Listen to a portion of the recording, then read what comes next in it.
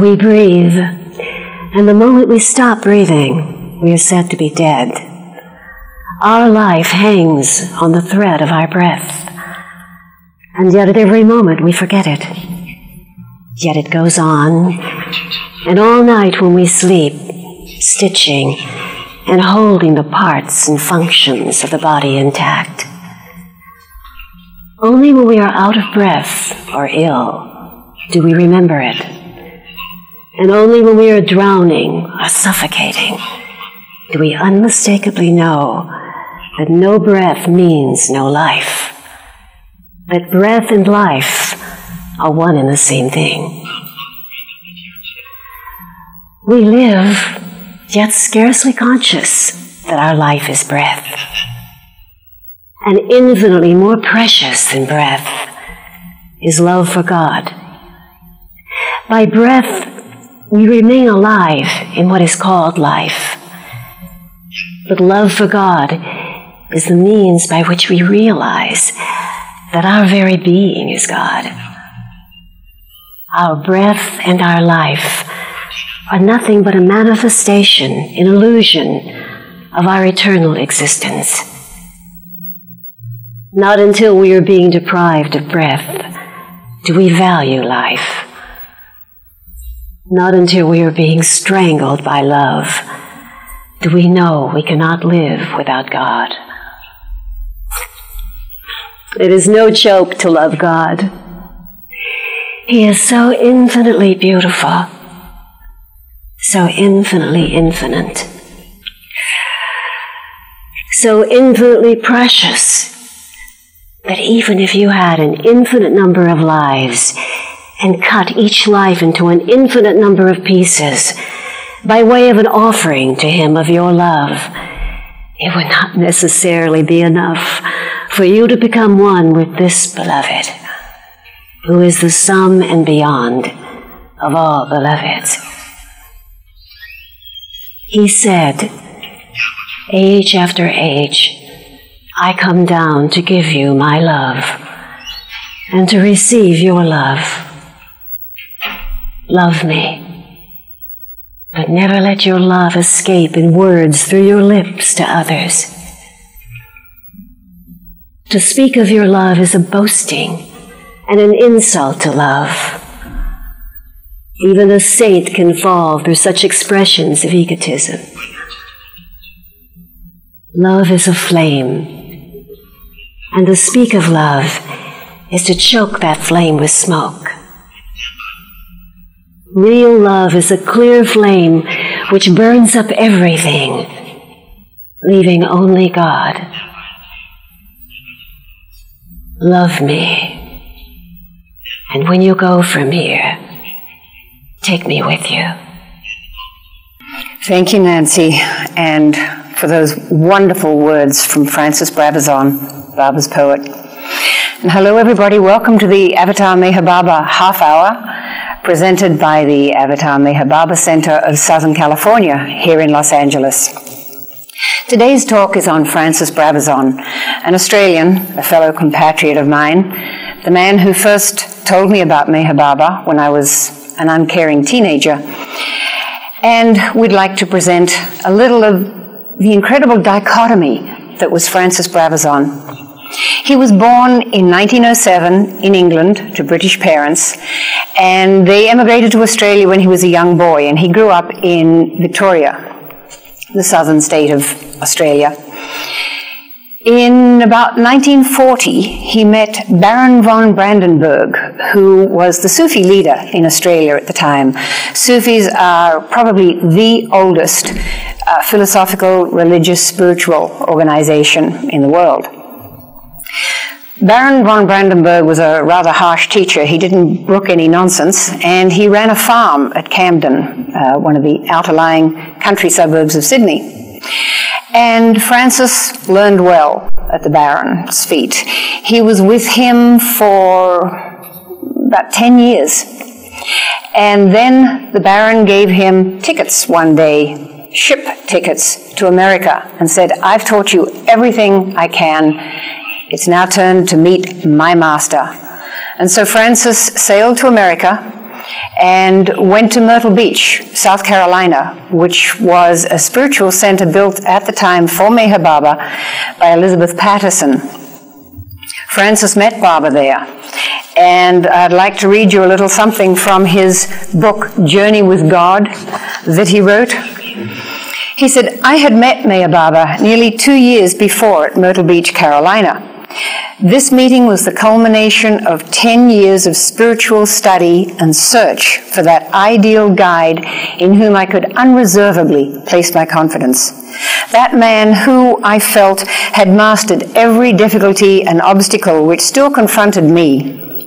During the previous 10 years, I had studied the methods and practices of the great Sufi schools and had read fairly widely in Vedanta, Buddhism, and other systems, including Taoism and Confucianism. In Meher Baba, I found that person who not merely knew these things, but was the living embodiment of all these systems and knowledges. In other words, he was a man who had reached the summit of truth. In religious terms, was God realized. Of course, I knew that Baba, as everyone affectionately calls him, had been saying for many years that he was God realized, was in fact an incarnation of godhood, a God-man, in the same way as Christ is believed to be by the Christians, Muhammad by the Mohammedans, Buddhist by the Buddhists, etc. And I knew that the Sufis and hundreds of thousands of Indians everywhere had recognized this claim, but as with Thomas, I had to see for myself. Well, this is what he wrote when he came back from having met Baba. I had seen, and the cry of the deepest parts of my consciousness had been answered. I was satisfied that if ever it was possible to see God on this earth, I had seen him. And as time went on, the proof that this had not been merely some emotional conversion was shown by the simple fact that a true creativity began in me a few days after this meeting and has continued ever since. Now, I mentioned the dichotomy of Francis. As I said, I met him as a teenager, and he was very brusque, almost to the point of rudeness. He would only tell you about Meher Baba if you actually asked, please, Francis, tell me who this man is. Tell me more about him. He did not go on a soapbox out in the public parks, as a lot of people did, speaking about Baba. You had to really pull it out of him. And he brooked no nonsense. If you were to ask a sort of a vague question, he'd say, oh, you want to talk to the Theosophist? Go down the street. They have a meeting down there. He was harsh occasionally. And yet, to see him, as we will in some of the film clips today, with Meher Baba, it was the absolute opposite. The man was totally effaced. He was not there. And I did have another little saying that tells you about that, about how when he was with Baba, that he was just totally not there. And he put it very well. So it was that when the people of Andhra, in their thousands, folded their hands before him in devotion, in each one of them, I folded my hands and bowed in my heart before the purity and completeness of his beauty. My own goal is that in that purity, I become annihilate. And he did. The poetry that he wrote in the 40s before he met Baba was down to earth. There's one book he wrote, The Song of the Proletarians. That is the song of the milkman, the song of the wire maker, the song of the riveter, the song of the call girl even. Very down to earth poetry. And yet after he met Baba, as we can see here in this clip, he was spending a lot of time with Baba, one of his close mandali disciples. His poetry turned to what Nancy had read before in his monumental work, Stay with God. Meher Baba has said of this book that it is the second most important book next to the one he wrote called God Speaks. It is an incredibly beautiful and very, very deeply spiritual work. But again, in the beginning, one of the things he wrote, this was before he met Meher Baba, this was a little book of songs that he wrote. It said, the business of real art, and he was, as I said, harsh, has been to entertain God with praise of God as man, and with tales of the love relationship of men to God. The absorption of artist with man as man is a recent aberration. He wrote this book of songs, and he says, having no models in contemporary English to work from, no body of work from which to draw inspiration, it being several hundred years since we have made songs directly in God's praise, they are necessarily raw, but they're still beautiful songs and songs that we all sing today. Francis brought, when he met Baba in 52 in Myrtle Beach, Baba said, go immediately back to Australia. Francis was very disappointed. He expected to spend many years with Baba. But Baba said, no, your job is with the Australians. You must go tell them. So he stayed a few years in Australia, teaching us all about Baba, and then prepared us for his meeting. Baba came to Australia in 1956. That was where I, as the uncaring teenager, met him in Sydney at Beacons Hill. Francis had built a special house for him. Then when Baba came again in 1958, he wanted to come to a northern state, Queensland. Francis again built a beautiful property up there, a lovely house, country-style house, not magnificent by the Indian standards, but the room that he built for Baba was incredibly done. Francis died in 74, beg your pardon, in Australia, and was buried at Avatar's abode. Special permission had to be given to bury the body on public property. Can we roll the videotape? We have one of Francis's grave, just a very simple stone, and then his words about Avatar's abode. And up here to the grave of Francis, special permission had to be obtained from the council to allow a burial on private property.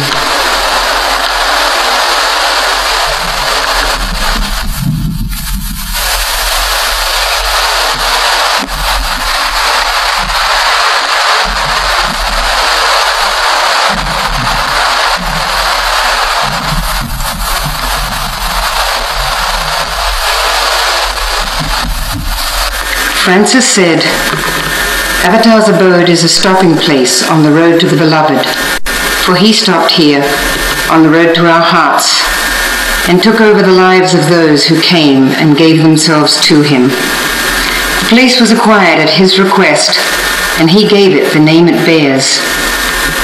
No stopping place can be a destination except that place where mind stops forever and one knows that one is God. Your destination is your own heart, in which the eternal Ancient One eternally lives. But because Avatar Meher Baba, the all-loving one, stayed here, the perfume of his love may refresh and strengthen you on your way to his feet.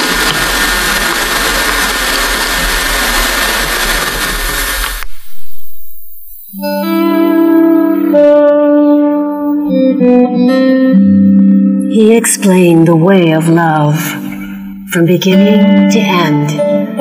There is nothing but God. From eternity to eternity, we are all one. An eternal, indivisible ocean of oneness. But we do not know this. Being drops of I am myself in the spray of a wave caused by his whim for knowledge of himself. But when our precious human consciousness, focused now falsely on our own bubble of a body, realizes who we are, we will know that we, each one of us, is the whole ocean.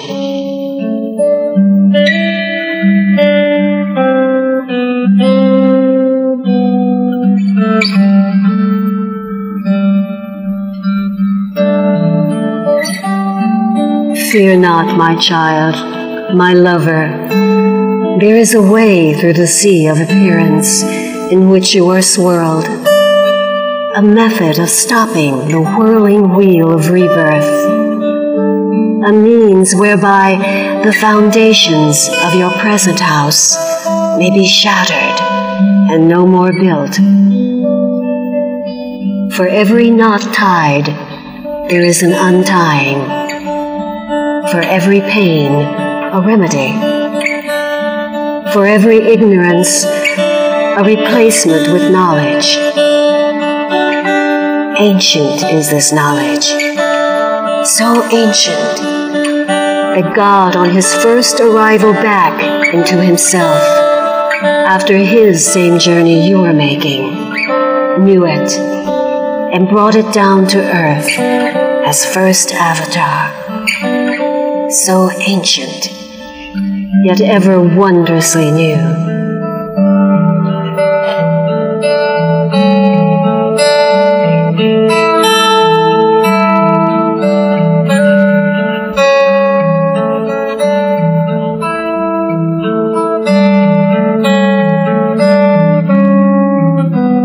The spiritual path is the natural occupation of adults. Unconcern is the prerogative of children. The child came here out of curiosity, but the child became a man in order to experience in the world his own body, the grace of the perfect master.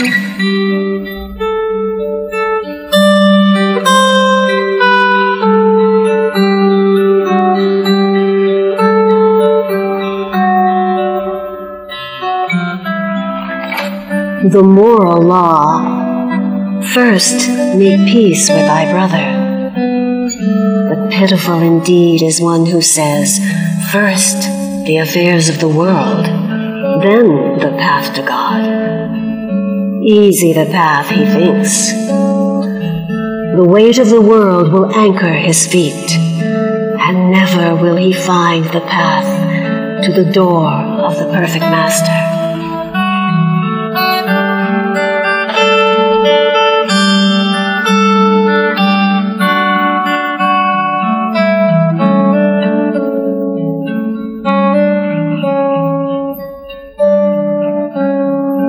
All written words are dead until you bring them to life, but the life you give them will be your own image of falseness, not truth's.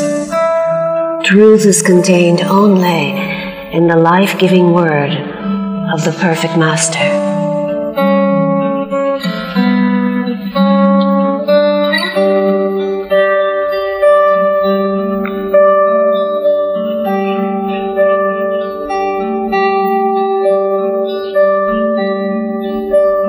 Material ambition is delusion that acquisition is security. But what the world calls security is proved no security, because it rests upon that which is changing and passing, and not upon love, which is the root and being and crown of the perfect master.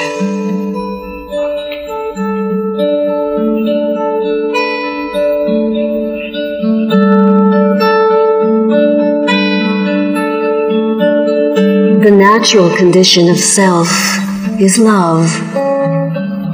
Its demonstration is the being and life and acts of the perfect master.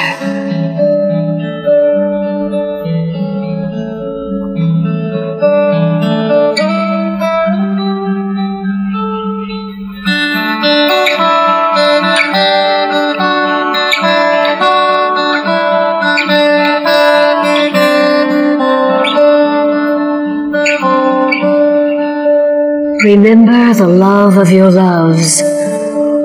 All are pleased with the gift, but few praise the giver until another snatches away the gift. Behind the sun days and the moon nights is the glory and gentleness of the sun and the moon of the perfect master.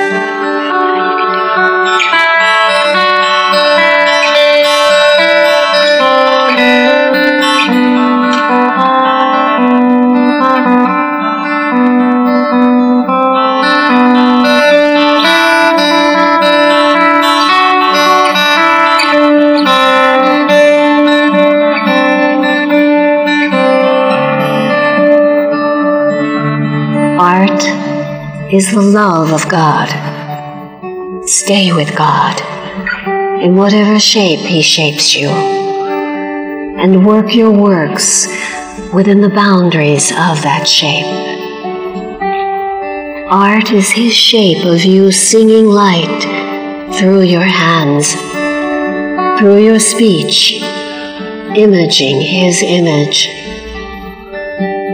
Stay with God. Let the dream out the staying and the going of your form, or a million forms. They are not you who ever stays with God.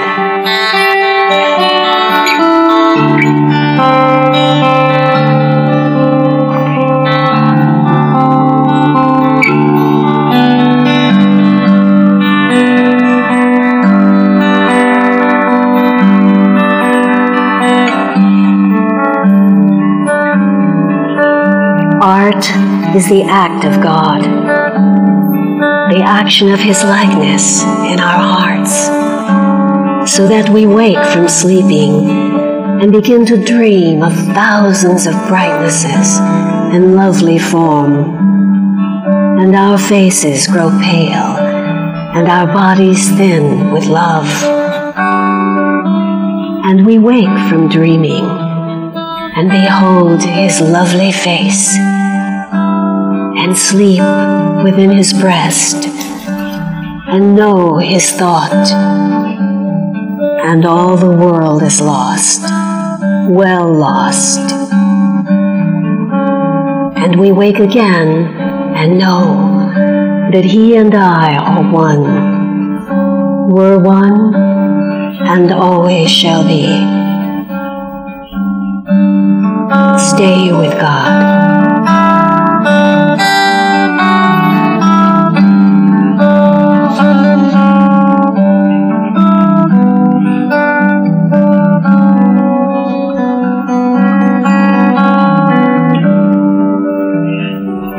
Age after age, I come down to give you my love and to receive your love.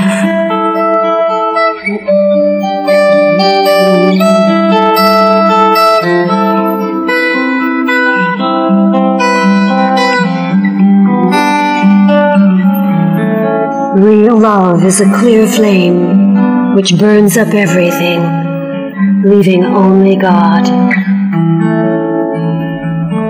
Love me, and when you go from here, take me with you. Thus, Baba explained to them through his love, through the words of his faithful interpreter, the ways and the way of love.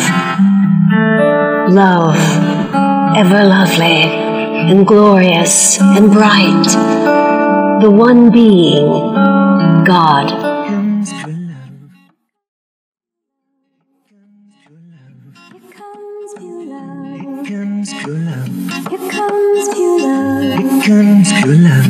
Here comes pure love. Here comes pure love. Here comes pure love. Here comes pure love. Here comes pure love. Here comes pure love. Here comes pure love. Here comes pure love. Here comes pure love. We have come to this infinitely beautiful one to sing under the shade of wine glasses upheld for him to fill when it so pleases him. And when the melody of pouring wine begins, we are lost to all but love. Time now is measured by the duration of each song. We do not say so-and-so times ago. We say a song or two songs ago. Tomorrow exists only as the moment of his mood when he will bestow his glance of grace.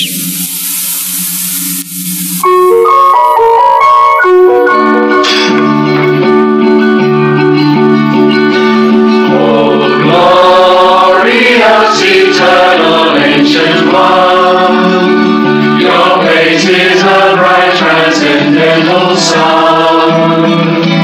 Lighten this dark world and the tears I weep. My heart may have